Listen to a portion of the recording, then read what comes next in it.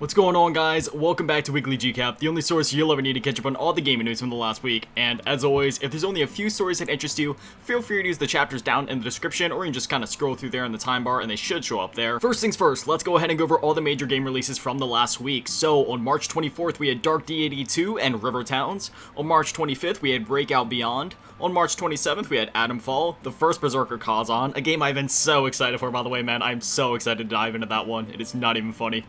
Gal Guardians, Servants of the Dark. Inaya, Life After Gods. Inzoi, I think is how you're supposed to say it. Inzoi is going into early access. Karma, The Dark World. And then on March 28th, we have Dollhouse Behind the Broken Mirror. Next up, I have the April PlayStation Plus Essential Games for you guys. So, we have RoboCop Rogue City, The Texas Chainsaw Massacre, and Digimon Story Cyber Sleuth Hacker's Memory. This is an amazing lineup right here. First things first, if you haven't played any of the Digimon story games before, or just anything Digimon related, it's kind of like Pokemon, but a little bit different. I've loved Digimon ever since I was a kid, so I highly recommend that one. But also RoboCop Rogue City, that is an amazing first-person shooter that literally just came out, last year, and it's already on PlayStation Plus.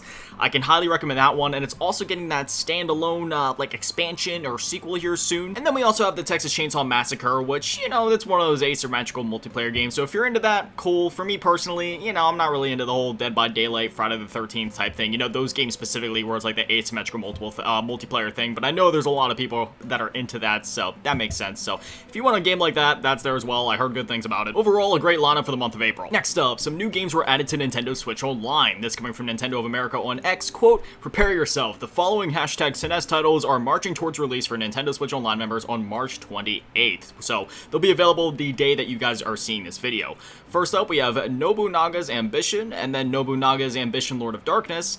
Then we have Romance of the Three Kingdoms 4 Wall of Fire. And finally, we have Uncharted Water New Horizons. Oh my gosh, did you guys hear it? Uncharted's coming to Switch. No, I'm just kidding.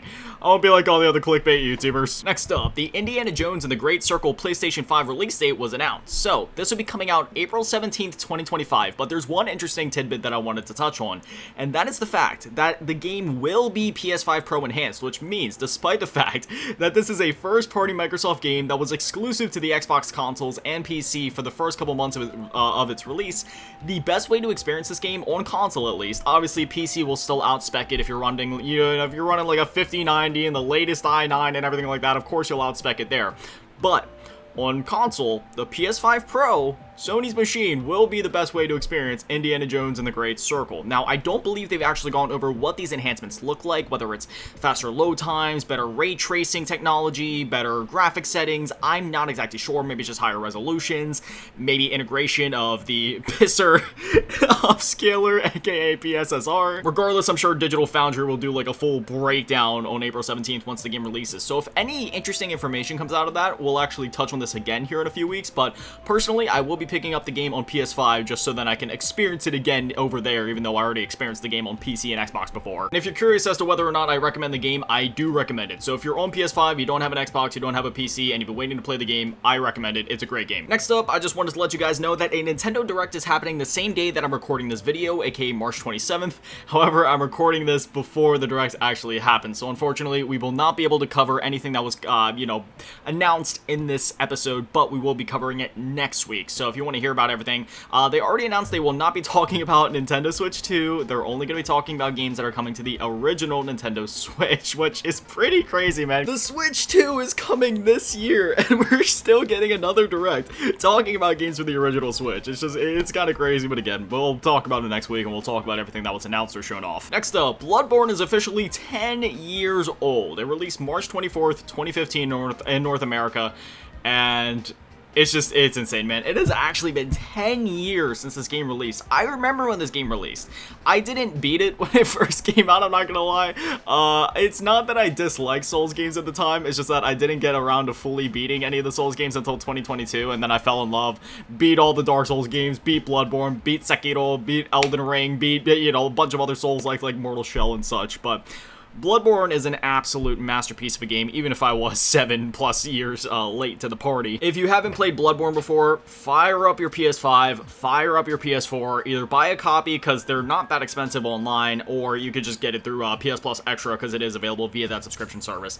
And yeah, it is just such an amazing experience. And if you're worried about the difficulty, trust me, Bloodborne isn't that hard of a game. As long as you stay aggressive, you'll be alright. But yeah, I just had to cover this because that's crazy, man. 10 years since Bloodborne released. Absolutely insane. Next up, I can't believe I'm about to say this, but Game Informer is actually back. So if you've been watching the show for a while, you remember I was actually pretty heartbroken when Game Informer was seemingly shut down indefinitely because I've been reading Game Informer magazine since way back in the day, but man, I still, like, seriously, this doesn't even feel real, but it's back. So, anyway, this coming from GameInformer.com, quote, Game Informer is back by Matt Miller, that's, like, the editor-in-chief over there at Game Informer.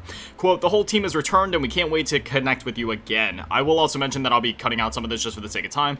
I was devastated last summer when Game Informer was shuttered by our prior parent company, gosh, that's a tongue twister, and so was the rest of our team. Not only did we really relish working together, but we also thought we were doing something valuable in contributing to the conversation around the gaming hobby. For those that don't know, Game Informer was owned by GameStop previously, but are now under different ownership. So, the thing that caught us all by surprise was the reaction to that shutdown from our readers, viewers, and the broader gaming industry. After more than 30 years of publication, it felt like a genuine loss that reverberated beyond our close-knit team. It felt like something that shouldn't be abandoned without a fight. Over the months since, two remarkable things have happened. The first is that Game Informer as a brand and an outlet was purchased and given a new lease on life. The second is that the entire team that was working together at Game Informer's closure has returned, from editorial to production and beyond. The entire team. If you followed our work in the past, you know what that means. Our outlet has always been more than about just the things we cover, it's also about the people. Our teammates are stewards of a legacy going back more than 30 years, including dozens of our prior writers, editors, designers, and other creative voices that shape the way we approach talking about the gaming hobby. With the brand and team reunited, we can move forward with the confidence that we're maintaining that unbroken identity of who we are and what we represent. After that, they go on to talk about how all this came to be, but we're just going to skip past that again for the sake of time, otherwise we'd be here for a while. At the very end, they say, as thrilled as we are to be working together as a team, we've also been eager to arrive at today and have the chance to reconnect with all of you in the broader community. Whether you're a longtime reader, a developer who we featured in the past, or a newcomer curious about what we're all about, I appreciate that you're here. We welcome your feedback, questions, and comments as we take these first steps to relaunch. We couldn't do this without you. We're working every day to make your gaming hobby richer and better because you've chosen to check out what we do. Thank you. Play well, be well, from Matt Miller, Editor-in-Chief. End quote. I really don't know what else to say to that, man. I'm just so glad that Game Informer is back. Now, I don't know if they're going to be doing physical releases, which I really hope they do. Something tells me there might be a bit of a, little what do you want to call it? A little, like, pin in that note there where it's like, yeah, we're back, but it's going to be digital only. But I'm hoping that the Game Informer magazines still come out physically because that's how I read most of their content. But at the end of the day, whether those physical releases end up happening or not, I'm just so glad that they're back. Next up, this is something that I saw and I just had to cover. So Grand Theft Auto 6 is apparently causing some panic among video game publishers. This is coming from Screen Rant. Quote, a new report from the game business reveals that the impending release of GTA 6 is causing widespread anxiety among game publishers. There are some confirmed delays and strategic shifts in release dates for several high-profile titles in 2025. The sheer scale of GTA 6's anticipated dominance is making many publishers take drastic measures to avoid direct competition in what is expected to be the biggest gaming event of the year. And I'm just going to add to that and say this won't be the biggest gaming event of the year, probably of the last decade since GTA 5 initially released. Like, I'm just gonna keep it a buck. One boss, who decided to remain anonymous, is of a world's leading game publisher, stated that Rockstar Games releases always suck a lot of money and time out of the market. The game business also said that some publishers have many different plans for titles, which would help if GTA were to announce a delay everyone is worried is coming. The game business claims publishers refer to the around a GTA release as the Blast Zone, which may mean that many other games aren't safe. The Blast Zone isn't going to be focused on the week of release, but rather the weeks around release, so before and after, which is a period when GTA 6 will likely dominate the market's conversation and consumer focus. Unfortunately, since no one knows when GTA 6 will release, it's a game of waiting. Finding a safe window is almost impossible right now, and if one is given around the release date, then a delay needs to be made, and that game will face the ire of players. One publisher told the game business, quote, if GTA 6 arrives in late October, that means you either have to launch early or go later, putting you up against the Black Friday sales. It's hard to plan a release day, but it's even harder when you have to plan against an unknown, and publishers need contingency plans on top of strategic maneuvering just to try and release this year. end quote. So again, I just found it to be so interesting that some other massive video game publishers out there are actually terrified of GTA 6 and are talking like this, but it makes sense. Anytime that a Rockstar game releases, GTA or not, it's basically guaranteed to be huge, but the fact that it's GTA 6 just means it's going to be like 2 to 3 times as huge as your standard Rockstar release. So when you think about it realistically, obviously it makes sense from a business perspective, just considering how huge GTA 6 is going to be, but again, I just thought this was an interesting tidbit that I wanted to share with you guys. Next up, for a bit, it seemed like Silent Hill F may have been banned in Australia, but now we have an update on that story. So, this is coming from GamesIndustry.biz. Quote, in a statement provided to independent game site Steviver, I believe you're supposed to say that, the entry for Silent Hill F published on March 14th, 2025 has since been removed. This referring to the list of games that were basically just going to be banned in Australia. Quote, Silent Hill F is not currently classified as refused classification in Australia, meaning it would have been banned. The Australian Classification Board said, the entry on the National Classification Database has been removed. A classification decision will be published to the National Classification Database ahead of the game's release. Sorry, a lot of big words there. Steviver notes that this entry may have been due to an error with a self-reporting tool used by the ACB. A spokesperson for the ACB clarified to GamesIndustry.biz that ratings generated by this tool, which is managed by the International Age Rating Coalition, are provided by the developer during the self-reporting process. As explained by IGN, this tool is a classification system designed for mobile and digitally delivered games. The IARC tool requires developers to complete an online questionnaire about the game, then the tool automatically provides a rating for participating territories. According to IGN, this rating is published automatically on the ACB's National Classification Database. End quote. So there was a lot of controversy and a whole lot of news about like, okay, Silent Hill F actually going to be banned in Australia. It would be a little crazy considering how many games have been allowed to release in Australia that seemingly would have pushed the bar a lot farther in terms of content. But thankfully, it does seem to just be an error on their end. I feel like when it comes to video games and movies and just art in general, there should be no such thing as censorship. I mean, obviously, if there's like hate speech inside of it, that's completely different. But outside of things like hate speech or, targeted attacks against certain groups of individuals, art should never be censored. And when I say targeted attacks against certain individuals, I'm not talking about woke media or anything like that. I'm just talking about like genuinely if somebody is trying to negatively and intentionally paint a certain group of people in a very bad light intentionally in a way that doesn't actually benefit the story, if that makes sense. Without delving too deep into the controversial, let's just talk about a game like Mafia 3. You still saw some of the lingering effects of racism in the game, but it's clear that the racism wasn't actually condoned by the developers and rather it was to serve the story. You get what I mean? Obviously, that doesn't pertain to Silent Hill F at all. There wasn't anything actually racist in the game. I'm just talking about very specific examples here, but in generally speaking, this just ties into what my overall point, that being, there shouldn't be censorship on games. There shouldn't be such thing as a ban for certain games and countries. It is art. Let art be art. And I don't want to go too deep into what I'm about to say, but if you're able to see some heinous adult content with a simple Google search, then why does it matter if there's some, well, what do you want to call it, controversial themes or content in a $70 video game that is clearly labeled and rated for adults? Doesn't make much sense. And finally, I have a recap of the Future Games show that took place. There's a lot of games to talk about, so we're just gonna go ahead and just break it down, right? Title, release date if applicable, and then move on. You guys ready? Lost Rift, coming to Steam Early Access this year. Claire Obscure Expedition 33, coming to PC, PlayStation, and Xbox on April 24th. Animal Use Protocol, coming soon to PC. Onimusha 2 Samurai's Destiny, which is a remaster, coming to PC, PlayStation, Xbox, and Switch on May 23rd, 2025. Nitrogen Omega, coming to PC in 2025. The remake of The End of the Greatest RPG of All Time, demo coming April 25th. I Hate This Place, coming to PC in 2025. Me too, bro. Once Upon a Puppet, coming to PC and consoles on April 23rd. Revenge of the Savage Planet, coming to PC, PlayStation, and Xbox on May 8th. Anaya Life After Gods, coming to PC later this month. Deathground, coming to PC later this year.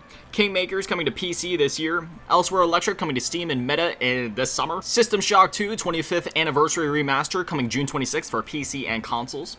They also announced that more classic games are coming to GOG, including Silent Hill 4 The Room, Fallout 2, and many more. Chains of Freedom, coming to PC, PlayStation, and Xbox on April 15th. Billy Bust Up, coming soon to PC. Mandragoria, coming to PC, PlayStation, and Xbox on April 17th. Bionic Bay, the game is coming soon to PC and PlayStation 5, but in the meantime, a new demo is available on Steam. Shelf Heroes, available to wishlist now. Neighbors Suburban Warfare, coming to Steam Early Access April 17th.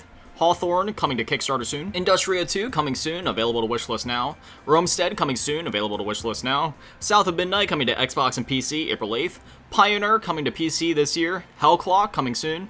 Rivals Hover League coming soon, available to wishlist now. Finding Frankie coming to consoles on April 15th. Mountain Blade 2 Bannerlord War Sales Expansion, PC and consoles this June 17th. Will Follow the Light, available to wishlist now. Cloudheim coming to PC, PlayStation, and Xbox later this year. Section 13 coming to PC, PlayStation, and Xbox in May. Metal Eden coming to PC and Xbox on May 6th. Bandit Trap coming soon. Neon Abyss 2 coming soon to PC, but you can check it out via the single-player open playtest on Steam. The Last Caretaker coming soon. Into the Dead, Our Darkest Days, Steam Early Access starts April 9th. Locomoto, April 8th for PC with a Nintendo Switch release date coming at some point later. Karma, The Dark World coming to PC and PS5 on March 27th. Ones to Play Montage spotlights a series of games that you can play on Steam after the showcase ended, including Eclipsium, White Knuckle, Weenie Wise, Paper Sky, Mother Machine, and Artist Impact. Frosthaven coming soon to PC. Standalone coming to Steam in summer 2025. Mecha Break, PC and Xbox later this year. Fretless, The Wrath of Rifson coming May 22nd on PC. Crown Gambit coming to PC in summer. Rave Kingdom on the Distant Shores coming soon to PC, available to wishlist now. Reanimal is coming soon to PC and consoles. FBC Firebreak coming to PC, PlayStation, and Xbox in this summer. Chronos the New Dawn coming to PC and consoles 2025. And finally, Painkiller. Saber Interactive and 3D Realms are developing a brand new game based on the 2004 game. It's coming to PC and consoles in fall 2025. And there you have it. That was the Future Games Showcase. And, yeah, that was a lot. But, hey, a lot of great games were announced and a lot of really exciting stuff, especially at the end with the surprise announcement of Painkiller and then the System Shock 2 remake. Like, that's awesome. Along with everything else, a lot of amazing stuff in here, a lot of cool variety. And the fact that more classic games are coming to GOG, awesome stuff across the board. But anyways, that is all the stories that I have for you guys this week, which means that it is time for me to get out of here. As always, new episodes of WGC go live every single Friday at 9 a.m. Eastern. I'd love to have you here. But anyways, that's going to do it for me, guys. Thank you guys for watching. Have an amazing day and an amazing weekend. Stay beautiful. I love you all. Peace.